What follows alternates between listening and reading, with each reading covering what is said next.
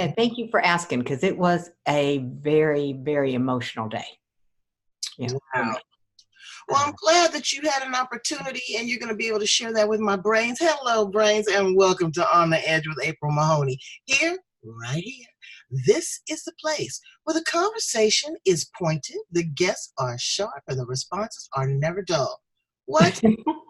We have Jackie Simmons, okay? She's going to come here and I'm telling you, this is going to be an emotional but uplifting and positive experience, again, on the edge.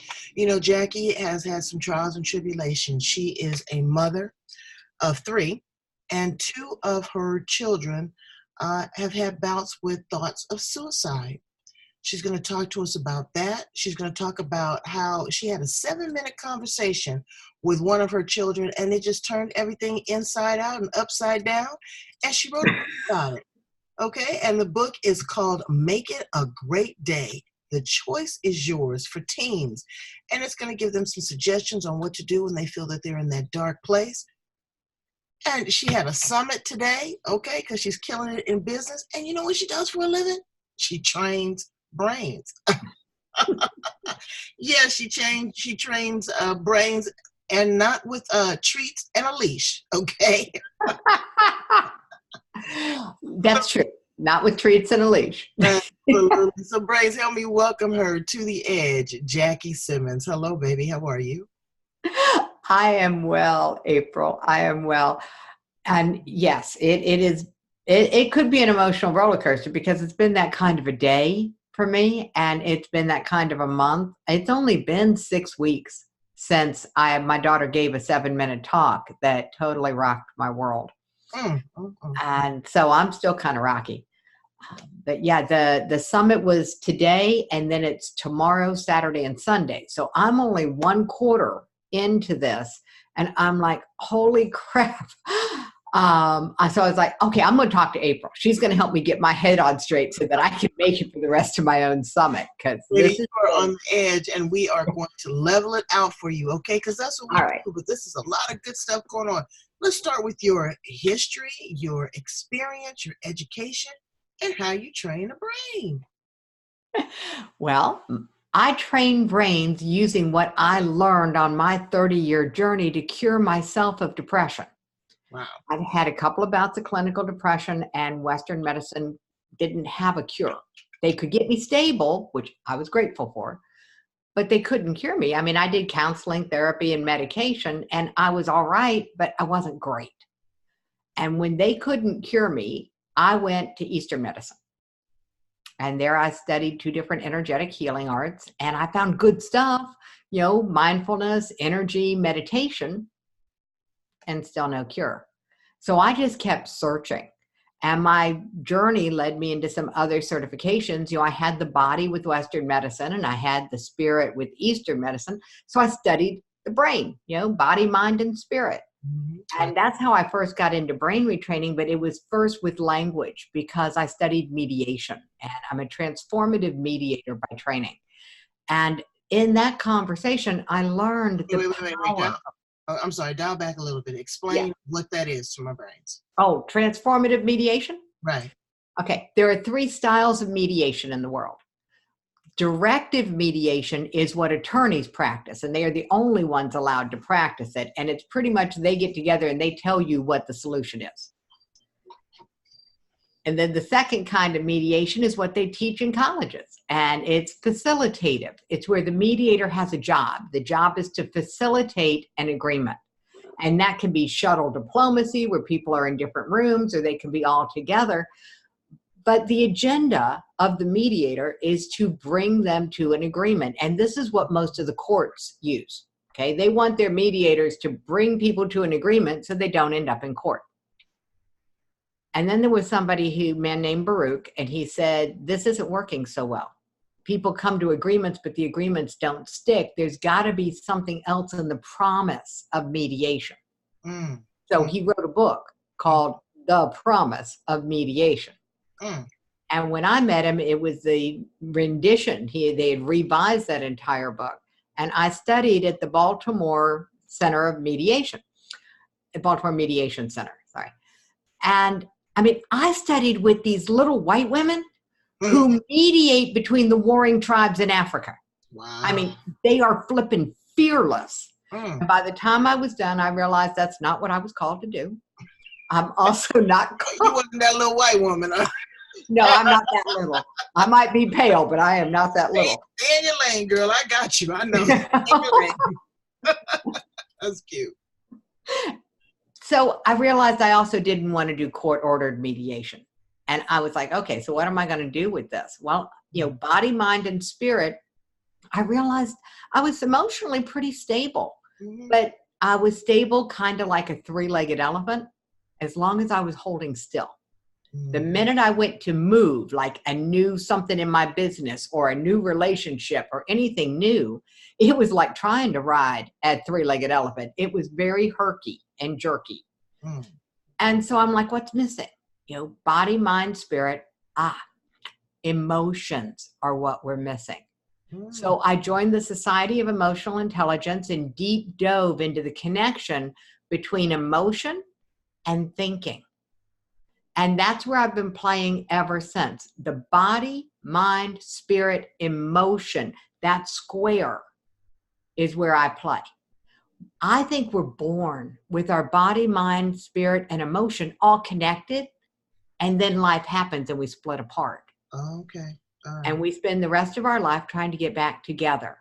And after studying for 30 years trying to solve this puzzle for myself, I will tell you that when it started coming together, it was pretty fast and life-changing, because in a 4-month period, I got asked to end my marriage, dropped out of college, dropped my last W-2 job, and stopped taking antidepressants. Wow. And that's been, oh my God, that's been 16 years ago. Wow. What an amazing 16 years. So fast forward us and bring us to that 7-minute conversation that you had with your daughter. Now you have all these tools, your toolbox, able to consciously uncouple and survive marriage. You've found a new career. You've got parenting, you've done this Eastern philosophy, and now you have a conversation with your child. Yeah, well, and it was a conversation that was public, because part of my business, I host a 3-day live in-person event about finding your message and speaking. So one piece of it is everybody gets up, gives a 7-minute talk for feedback from me. And so my daughter was participating in the event. So I'm her coach. She gets up to start this 7-minute talk. And she started it with a startling statistic. And as her coach, I was really proud, because that's a good way to start a talk. If you got a short talk, a good way to start it is with a startling statistic. Right. Her statistic was 3,000. 3,000 a day. 3,000 a day is the number of teens who attempt to take their own life every day in our country. I almost fainted. I had no clue that the number was that big. And I'm like, okay, wow. Her next sentence was, when I was 14. And April, you want to talk about an explosion in the brain? My brain just exploded. I was all I could do to sit still, because I wanted to just scream at her to stop. Stop talking. Don't tell. But, okay. So let me stop you right there, because we want to know. She's ready to, open up like a lotus flower. Why do you want to stop her? What were you feeling? Oh, this is not something you talk about in public. This is how I was raised. I was raised where you don't talk about stuff, especially not in public. That you don't want people to know your dirty laundry. You don't air your dirty laundry in public. And this is a black mark on the family. You don't tell people about your black marks. And there's nothing more dark than mental health, especially suicide. And that was the culture I came from. And so that I didn't even know was still ingrained in me. I mean, I figured I'd left all of that stuff behind, all of those limiting beliefs and things, but no, I found another layer that day. Mm. And my brain was like, you can't tell this. Well, I didn't stop her. Yeah, I mean, I'm hosting this flippant event. I don't want everybody to know that I'm melting down in the corner. So her next sentence was that she still struggles with suicidal thoughts. Now, this has been 23 years. I did not know she still struggled. She manages to find joy every day, but she still struggles with suicidal thoughts. And managing to find joy every day is lovely. Realizing that what I thought we had put to bed 23 years ago, we hadn't. It wasn't over for her. I had just lived in some kind of dream world that I thought it was over. Wow. So that was really about the lowest point I can imagine. I mean, I figured if I had to describe this to somebody, it would be this urge to curl up in a fetal position and just start howling. Mm. And then she said the words that turned it around for me. She said that she wants to start a program to work with teens, tweens, and young adults and help them find joy every day, even if they struggle with suicidal thoughts. Now, I can see that it's still very, very tender for you, and thank you for opening up to our brains. It's okay, honey. Release the edges where we do that, okay? We just come, we come full hair options, everything. Yeah. Emotions and love and all of that. Now, that's one chapter, but you didn't just have one child that experienced that. You had two. Have you ever had the conversation with your second child about their emotions and their feelings? Again, I thought it was over. But when I started to support Stephanie and we figured out some ideas for how she could start a program to help teens and tweens and young adults, I ran the idea by my youngest daughter because she's got 3 boys. Yeah, and she's got 3 boys that are right in that age group of being teens and tweens. And I'm like, okay, let's talk. Would you think that they would do this? Because I laid out the program for her and why we thought it was important. And she paused and it was really silent. And then over the phone, we're talking on the phone. She says, Mama, you know why I get tattoos on my arms, right? It was like, huh? What? Mm-hmm. And then she said, it's to hide the scars. Wow.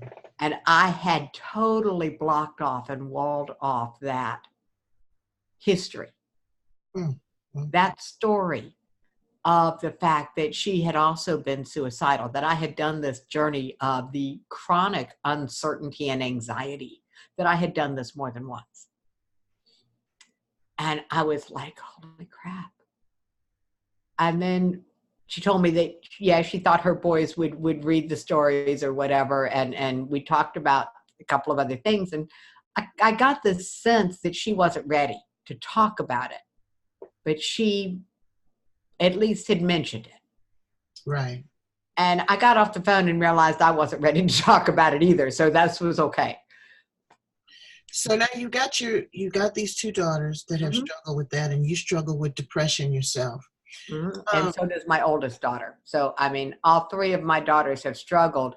2 of them actually made attempts to kill themselves. They didn't just struggle with suicidal thoughts, April.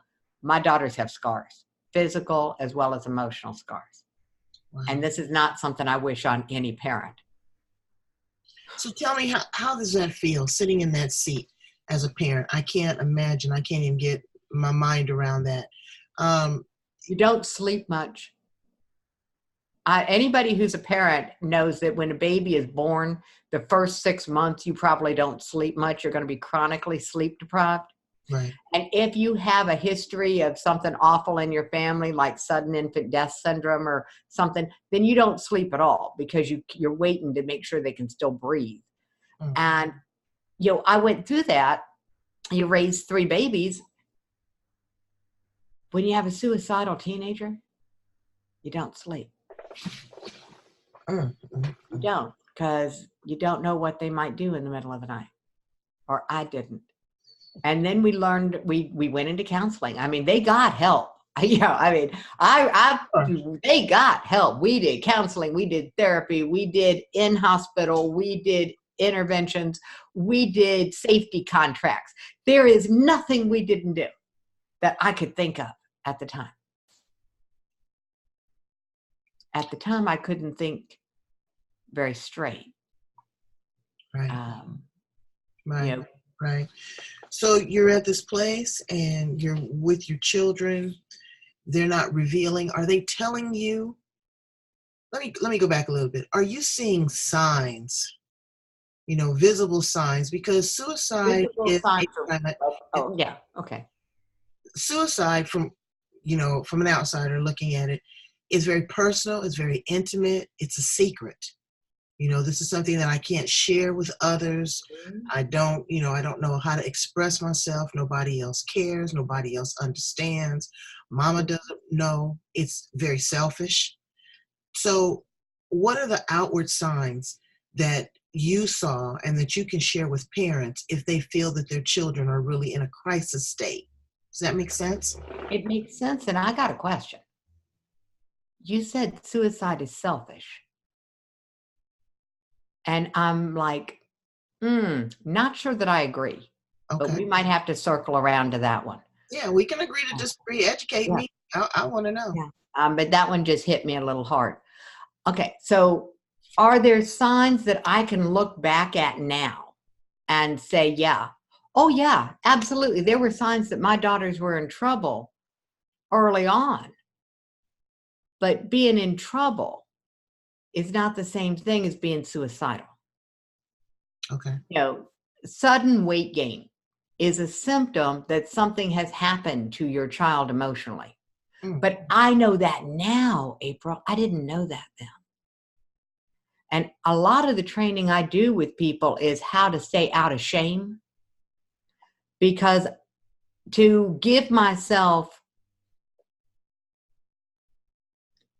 a load of crap, which is what I used to do, about the fact that I should have known then, I should have been able to see it coming, I should have done a better job to protect them, I should have. The reality is that's like a first grader walking into a math class shaming themselves for not being able to do calculus. We can only see what we are able to see in that moment. So I can tell you some things that will help any other parent who's wondering if their kid's got an issue. Sudden weight gain is one of them. Not playing with the things that they used to play with and not picking up something new to replace it. These are now signs that I know mean that a kid's in trouble. Now, when you say, let's dial back. When I say selfish, I don't mean it. I'm thinking that it's a loneliness. I don't mean selfish as regard as is about me, but it is internally me. It is just about self. That I'm the only person that understands. I'm the only person experiencing this. It's lonely. It's lonely. So maybe that was the wrong choice of saying selfish versus lonely. Well, I just, like I said, because the word caught my attention. The people who have survived now have groups. Now there is some conversation around it. 20 years ago, there was nothing. 20 years ago, if someone committed, and this happened in my daughter Stephanie, she's the one who gave the 7-minute talk. In her high school, right before the start of her junior year, one of her favorite teachers committed suicide. There was not any movement in the school to bring in crisis counselors, help kids work through this, the way that there is in a lot of schools now. Okay. So the world is different now. And the scary part is we have so much more support available now, and the number of suicide attempts is skyrocketing. And everybody's looking for who to point the finger at as far as what's the cause. And I've got a whole list of what the world is saying is the cause of suicide. And I don't care. I don't care about the cause. I care about the prevention. That's right. That's my focus. And that's how we ended up starting the society that we've started, because all we care about is prevention. All we care about is not letting that number stay where it is. It's got to go down. We are losing a generation. Right. And I'm just not going to stand for it. I'm not going to sit for it. I'm not going to be silent on it. I've been silent for over 20 years. Not anymore. All right. Well, speak to it, baby. Tell us a little bit about prevention. Tell us about what you're doing. Go on, be in your feelings. That's what we do here on the edge, because I'm right with you. I'm in your feelings too. Tell us about prevention and what can we do? What can we do when we look in the eyes of trouble, and not just, youth? You don't know they're troubled. I'm going to be bluntly honest with you. The kid who commits suicide is the one who, on all outward appearances, is doing okay. Wow. They're happy. They're laughing. They're playing. They're hanging out with they could even be the popular kid. There is not a lot of outward sign that somebody who's not intimate with them would notice. Mm. There are people who are playing and laughing and engaging with their friends, and the next day their friends go to school and hear the announcement that that person took their life. And it is so shocking that now it's unusual for kids to get through high school without having experienced losing a friend to suicide. Mm. That's scary to me. Yes, it is. That's scary. I have one of the project, what we ended up doing was we ended up writing a book. And we wrote the book, Make It a Great Day, The Choice is Yours. Put the book up again so people can see it. This is the book. Isn't that gorgeous? That's gorgeous. And this is, I see the light. It's just radiating. It's like, yeah. Me. And so it's gorgeous. And if it's all right, I'll just read to you what's on the back of this book, because I think that it explains the mission probably better than I can. All right. It says this book is not for you to read. Now, it's not for teens to read, because we know statistically teens don't read books. So people pushed back on me and said, why a book? Why not a download, a podcast, something that they can listen to, because they don't read. And I'm like, okay, we're just going to put this out there and we're going to help people understand. This book is not for you to read. This book is for you to share. Okay. Every day, 3,000 teens attempt to take their own lives. Every day, 6,000 or more parents face their worst nightmare. Every day, someone needs a reminder that they're not alone and that life's not hopeless. Please share this book. Talk about it. Share your stories. Share a hug. Join the movement to stem the tide of teen suicide. And then it's how to learn more about it. And then at the bottom it says, look inside for stories that are real, raw, and sometimes come with dog turds. One of the authors for the book wrote a story. The title is Even with Dog Turds. That's incredible. Well, Brains, I want you to reach out and grab this book right away. It's being sold on Amazon. And do all that you can. Be a good listener. I found raising my two children, I have a blended family. I have a bonus son and my daughter. And with both of those, I had to be a real good listener. I remember my daughter telling me at about 7 years old, she goes, Mommy, I listen and watch every single thing you do. Scared me to death. Scared me to death. So, I had to put on a brave front, and I had to be a great person, and I had to be a good mom, but I had to be a good listener because I had to hear what she had to say. So tell us some other good things that are going on. Let's lighten the mood here a little bit. Tell us about your business and your coaching and what you're doing to really kind of change the trajectory of life for other entrepreneurs. Well, what am I doing? Right now I'm hosting a show.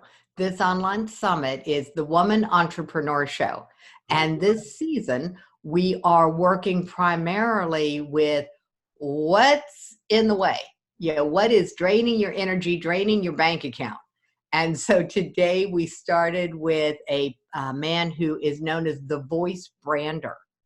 And his take was really cool because he's like, you don't need a business card. You speak in where somebody can hear you, and you have imprinted yourself on their brain by your voice. And most people don't use their voice effectively. And so we got into this long conversation about that, as well as about podcasting, which of course you know all about, but I knew nothing about. So it was really educational for me. And then I had a gentleman on today about Facebook ads. And actually his whole take is don't do it. Now he runs a Facebook ad agency. So his point was don't do it until you have things in place in the background where you can actually take advantage of it. Mm-hmm. And he went into the nitty gritty, walking step by step by step. How do you set up a Facebook ad account? How do you set up a Facebook ad manager? Why you need a business manager and why you need a backup business manager. I mean, he went into the nitty gritty and even where you click to set these things up. So that was cool. So that's to stop the drain on your pocketbook, because as far as I was concerned, Facebook ads were nothing more than a hole in the ocean that I was pouring water in, pouring money into. And people have to understand that these social media platforms are going to change once they figure out and adjust to what they're going to do with Mr. 45. They come for social media, and they come hard and heavy because he owns Twitter, Instagram, and Facebook. You know, and everybody is solely beholden to riding this pony for free. They better get their head around that. He was just billed $1 billion. How you think he gonna make that money back? He just gonna walk away? I don't think so. So, you know, people have to diversify and they have to maximize what they're doing when they're doing their marketing, when they're doing their promotion, and when they are speaking. You know, they've got to be watching the bottom line more now. And they just do, the bottom line about where their money's going. Because I know I've been in the industry for enough years that I know there are a lot of people pulling in a lot of revenue, and their take-home pay is less than I was making when I ran my daycare in my home. Wow. Because they're just spewing cash, either putting on big fancy events or they are spewing cash into ads. I know people that are spending $14 and $15 per click because they think it's going to pay off eventually. And I'm like, what if you actually maybe like did some market research and found out what people wanted before you paid Facebook to guess? Just a thought. Well, they're looking, you know, they're trying to draw an audience too. And a lot of these social media platforms do not guarantee you conversion. And well, none of them guarantee you conversion, right? Well, you know, I've got 1 million followers. Well, whoop-de-doo. I was going to say, if you find one that guarantees conversion, I'm interested in that one. Exactly. And so they're looking at it, oh, well, I've got 1 million followers or downloads. You got about 500,000 voyeurs. People just sitting there like pumpkins. You know, they're not interacting. They're not increasing the volume and the frequency on your algorithms. They're not buying from you. They're not promoting for you. And you're going full throttle. When you're in business, you know, putting up a flyer, believe and trust this postcard. My son told me, he goes, Mama, I was in Brisbane, Australia, and I was in a coffee house, and I looked up, and there was your postcard. Now, that's making an imprint, Brains. Okay? You gotta go back and do some grassroots stuff. You got to talk to people. You got to call them on the phone.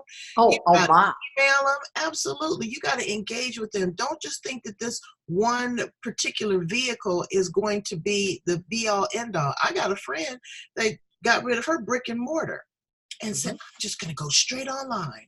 And then she got put in Facebook jail. Oh, geez. Yes, girl, they locked her up. And for 3 or 4 days, I thought we was going to put her in the hospital. My whole life, my whole career. I had another young woman that was on Instagram. My whole life, my whole career is Instagram. You got That's the language. That's the language of suicidal risk, by the way. And another thing, going back to that, you know, this social media bullying. I don't know why the people just don't click folks off or stop your social media account or whatever. But it's an addiction to cortisol. Oh. You want to know what's really going on. We have a society that is addicted to a cocktail, and it does not have alcohol in it. It is the cocktail that your body produces. It's epinephrine, adrenaline, cortisol. It is a very potent drug, and we've become addicted. And I can go into the science of how this happens, but suffice it to say, we all have a common ancestor. His name is Og. He's a caveman. When Og gets up in the morning and he walks out of the cave and he sees a shaking bush, immediately he's back in the cave. In that instant, his body was flooded with cortisol, epinephrine, adrenaline, all of the stress things. He's in fight or flight mode faster than you can even think fight or flight. And all the blood rushes to his muscles, so he's ready to survive. Cool. Our bodies react exactly the same way today. Okay, the system hasn't changed. We think that because we have a prefrontal cortex that he did not have, that our bodies have changed. They haven't. Now, here's where the real kicker is. The caveman, Og, when he's back in the cave, what's he doing? Boy, glad that's over. And he's breathing deeply because he's used his big muscles. His body resets in an instant because deep breathing triggers the body to release the counterbalancing chemicals. Hangover cure, if you will. And his body resets, and he's cool. He's fine. He's just schlepping along now, waiting for a little while before he goes out again.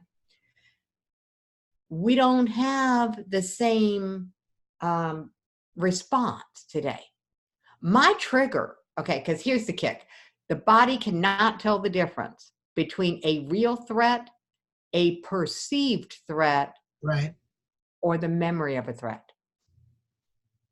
Okay. So for me, my boss standing over my shoulder would trigger me into fight or flight mode. This is even before the word triggered became popular. And he'd ask me a question, and I wouldn't be able to give him an answer. And I didn't understand why, but I couldn't think straight. He'd walk away. I'd go, that's what he wanted. And then I'd have to chase him down. Because when I would get stressed with him, I'd get triggered. That blood that rushes to your arms and legs comes from your head. It comes from the higher functioning areas of the brain. It protected the caveman from bleeding to death if he got a head injury. And it gave him focus. For us, it pulls the oxygen away from our areas of reasoning, voice, being able to articulate things, language is in there. It's a hot mess because we don't stop and take a deep breath. Okay. And that's the kicker. My definition of PTSD is its own medical term. Okay, so I don't use that because that is a medical diagnosis and I am not a doctor. Right. Triggerable discomfort from the past. Now that I'm an expert in. That's what I experienced that day when my daughter spoke. I was triggered with discomfort from the past that I had thought I was done with. By the way, when you are triggered with a memory of stress, that is pulling you right back into that exact moment, and your body is flooded with those exact same chemicals. Right. Right. I know a lot of people, past life regressions, or when they go through hypnotherapy, or I know a lot of people who are in the military, they take them through this process so that they can get to that point of when the bomb went off, or, whatever their trigger was, but they don't take them through that trauma. They give them tools and help them program right before they get there so that they show up differently. As we conclude, can you please share with us, Jackie, how do we show up as a parent, and how do we show up as someone that is in crisis mode, asking for help? What would be some 2 or 3 suggestions that you could give us right now? The first way you show up is by taking a deep breath, knowing that if your child is upset, if your child is at risk, you as a parent are going to be triggered. So the first thing to do is learn to manage your own triggers. Whether you do one of the things like what you were just talking about, where they take you before the event and give you better tools so that they can take you through the memory of the event with better tools, or they work with something like my brain retraining, where we totally and permanently resolve that, what I call unresolved negative emotional history. Mm. Yeah. And there's so many modalities out there that work, whether you're going to do rapid eye movement, whether you're going to, I mean, there's such a huge variety. Now, do something for yourself, because the more you get yourself stable, the easier it's going to be for you to be present for your child who is unstable. Mm. If you're not willing to get that help for yourself, why in the hell would your child take your advice? Because they know you're a hot mess. Every parent is a hot mess at some moment.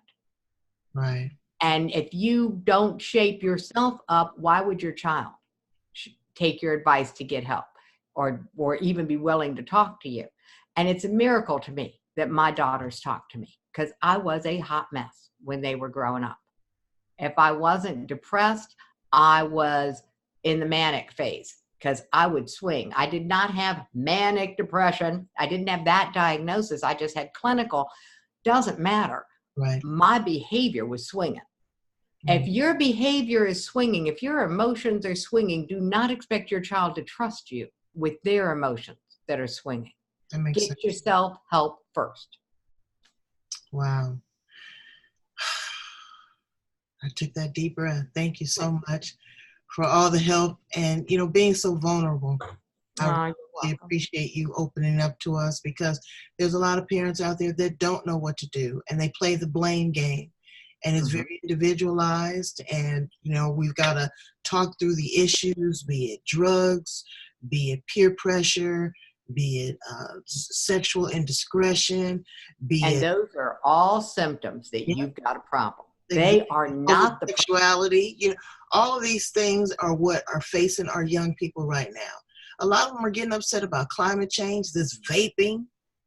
All of these things are altering their mind. The legalization of marijuana. Just because you can do it doesn't mean that you should. Okay? You can go get a half a gallon of cognac and throw it back. But does that mean that you should? No.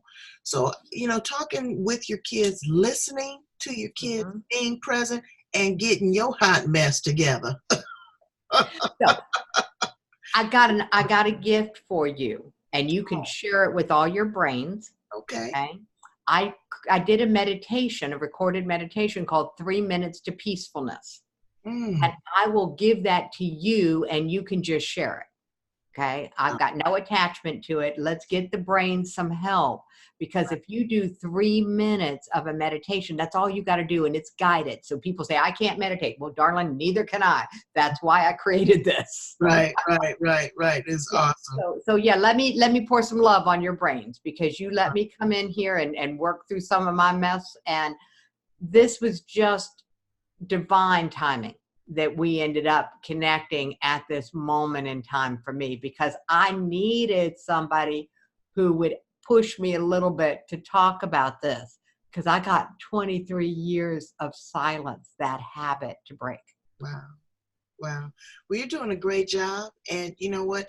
That's one of the hardest things, though, is getting your kids to listen to you. Now, I'll tell my daughter something, and she'll go, oh, I know, but Kim's mother said, well, what? Kim's mama ain't your mama. How she know? They always want to listen. But if you are that outside influence, and if you are that person, because some of her friends come to me, share with them the wisdom, encourage them to share that information with their families, and to get the help that they need. Please tell my brains how to get in contact with you, Jackie Simmons, if they want to get that hot mess. Girl, I love that. I love that. I'm going to give them a way to connect with the mission instead of connect with me. They connect with the mission, then they'll get the information about how to connect with me. Okay. Because I'm that adamant that my goal is 100,000 books, 100,000 teens with this book in their hands for free this year. All right. So I need all the brains I can get on this one. Right. and tell them how to do that. I mean, you told me about a special offer that they have if they purchase a book, then they can get it. Someone else can get a book for free. Please It is emphasize a that. buy one, give one. And trust me, I put this, you said it's on Amazon, okay? Here, do your brains like to save money? Girl, yeah. Okay, just checking, On Amazon, you can buy this book. Make It a Great Day. The choice is yours for $14.99. Or you can go to makeitagreatdaybook.com, buy this book for $9.99, and for every book you buy, we give one to a teen for free. All right. Well, I'm going to buy mine as soon as we conclude this, okay? Because I have to be an example. I have to be an example. I do. You wanted to know how to get your kids to talk to you. You Right. be an example. You be an example. And you know what? You never know who this book is going to help. This book can also help an adult as well. It is. These are adult stories. We don't recommend them for children under teenage. Teenage kids now, they've already been exposed to so much. You cannot keep them protected if you've got a TV or computer or they have a phone. Right. I mean, we have to accept that, and then we have to give them better skills. So this book was designed to share some of the skills that some of us have learned and to do it through our stories. It's not a textbook. Why? Because if people wanted to learn something, textbooks would be bestsellers, and they're not. That's right. That's right. Well, thank you again so much for being here on the Edge. Brains, that's what we do. We're trying to, elevate you, try to get some education, have a conversation. That's where it all starts. And so thank you so much for sharing your story and your wisdom and your brain training here on the Edge. You are awesome, sauce. You're going to come back and keep us informed, Jackie? I sure will. Oh, you got that right. I will be so happy to come back at the end of the year and let you know how we did with our mission this year. Absolutely. And Brains, go and check out the summit, okay? Even if the summit is over, I'm sure you can hit it on the replay because there's I got 3 more days of live. I got 3 more days of experts coming on. I am hot on it for the next 3 days solid. So yeah, even if it's over, the recordings will be available. So do they need a website for that? Absolutely. Give them the information. It's The Woman, singular, The Woman Entrepreneur Show, SHOW, thewomanentrepreneurshow.com. All right, Brains, go check it out immediately. I'm counting on you. I love you. Thank you so much for being here on the Edge. Thank you, April. All right. Bye, Brains. I'm loving on you.